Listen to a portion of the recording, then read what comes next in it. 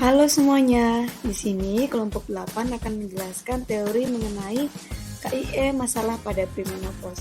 Selamat menonton.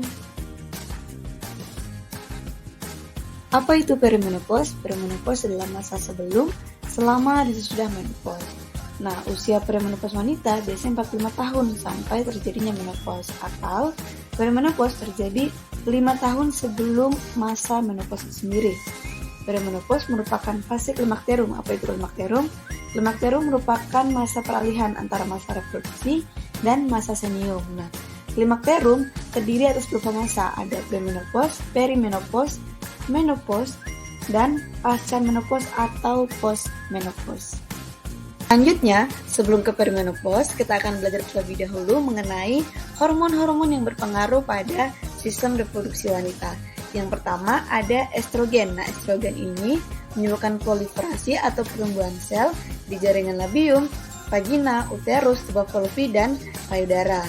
Nah, estrogen ini juga berguna pada siklus menstruasi dengan membentuk ketebalan endometrium, menjaga kualitas dan kuantitas cairan serviks dan vagina sehingga sesuai dengan penetrasi sperma. Yang kedua, ada progesteron. Nah, progesteron ini dihasilkan oleh plasenta saat wanita dalam keadaan hamil. Fungsi dari progesteron adalah menyiapkan dinding uterus agar dapat menerima hasil konsepsi, dan juga kadar progesteron terus dipertahankan selama trimester awal kehamilan sampai plasenta dapat membentuk HCG. Kemudian ada gonadotropin releasing hormone atau GnRH. Nah, hormon ini merupakan hormon yang diproduksi oleh hipotalamus di otak. GnRH akan merangsang pelepasan FHSH di hipofisis, dan bila kadar estrogen tinggi, maka estrogen akan memberikan umpan balik ke hipotalamus sehingga kadar GnRH akan menjadi rendah, dan begitupun sebaliknya. Kemudian yang keempat ada FHSH dan LH. Nah, ini juga dinamakan gonadotropin hormon yang diproduksi oleh hipofisis anterior akibat rangsangan dari GnRH. Nah, FHSH menyebabkan pematangan folikel, sedangkan LH menyebabkan folikel yang matang pecah dan ovum keluar. Selanjutnya, ada perubahan yang dialami saat perimenopause. Nah, perubahan hormon memasuki masa perimenopause, aktivitas folikel dalam ovarium mulai berkurang. Nah, ketika ovarium tidak menghasilkan ovum dan berhenti memproduksi estradiol, kelenjar hipofisis berusaha merangsang ovarium untuk menghasilkan estrogen sehingga terjadi peningkatan produksi FHSH dan LH. Nah, meskipun perubahan ini dimulai terjadi 3 tahun sebelum menopause, penurunan produksi estrogen oleh ovarium baru tampak sekitar 6 bulan sebelum menopause. Begitu teman-teman. Pertama, ada gangguan vasomotor. Hot flush atau perasaan panas dari dada hingga wajah, sehingga wajah dan leher menjadi kemerahan dan berkeringat. Nah, perasaan panas ini terjadi akibat peningkatan aliran darah di dalam pembuluh darah wajah, leher, dada, dan punggung. Nah, hal ini disebabkan oleh peningkatan pengeluaran hormon, adrenalin, dan neurotensin oleh tubuh wanita tersebut. Dan beberapa kali semburan panas muncul perharinya dan intensitasnya berbeda setiap individu. Yang kedua ada dryness vaginal atau kekeringan pada vagina. Nah, dengan meningkatnya usia, maka makin sering dijumpai gangguan seksual. Hal ini dapat terjadi karena adanya perubahan pada vagina, seperti kekeringan, sel vital vagina menjadi tipis, yang mudah cedera, yang akan membuat daerah vagina sakit saat berhubungan. Gairah seksual wanita menurun dikarenakan perubahan hormonal, kegelisahan, atau citra tubuh yang tidak baik. Nah, selanjutnya yaitu ada penurunan daya ingat dan mudah tersinggung. Penurunan kadar estrogen berpengaruh terhadap neurotransmitter yang ada di otak. Nah, neurotransmitter yang ada di otak antara lain adalah dopamin, serotonin, dan endorfin. Nah, dopamin ini mempunyai fungsi untuk mempengaruhi emosi, sistem kekebalan tubuh, dan kadar seksual. Nah, penurunan kadar ini tadi mengakibatkan gangguan, yaitu menurunnya daya ingat dan suasana hati yang sering berubah dan mudah tersinggung. Selanjutnya ada inkontinensia urin. Nah, kadar estrogen yang rendah akan menyebabkan penipisan pada jaringan kandung kemih dan saluran kemih. Hal ini menyebabkan terjadinya penurunan kontrol dari kandung kemih sehingga sulit untuk menahan buang air kecil. Yang kelima ada ketidakteraturan siklus haid. Nah, pendarahan yaitu keluarnya darah dari vagina. Nah, gejala ini biasanya akan terlihat pada awal permulaan masa menopause.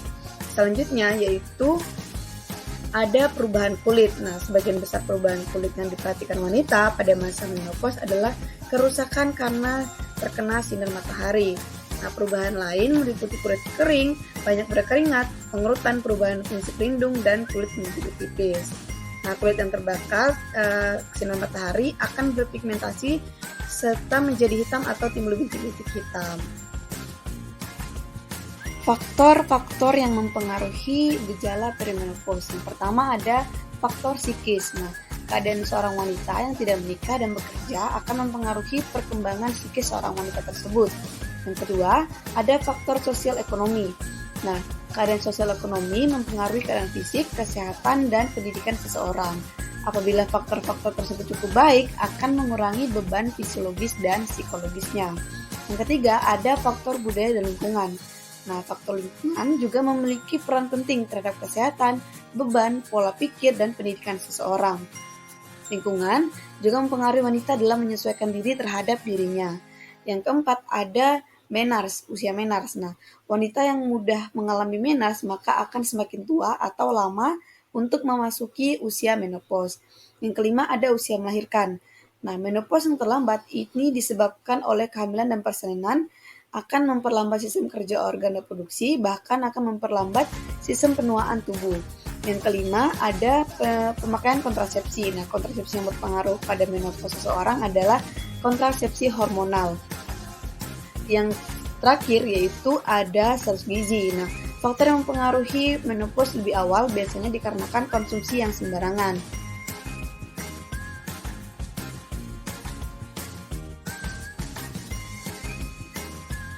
Selanjutnya, ada resiko-resiko yang dapat terjadi pada saat menopause. Yang pertama ada osteoporosis. Ini adalah penyakit tulang yang ditandai dengan menurunnya massa tulang secara keseluruhan akibat ketidakmampuan tubuh dalam mengatur kandungan mineral dalam tulang sehingga mudah terjadi patah tulang.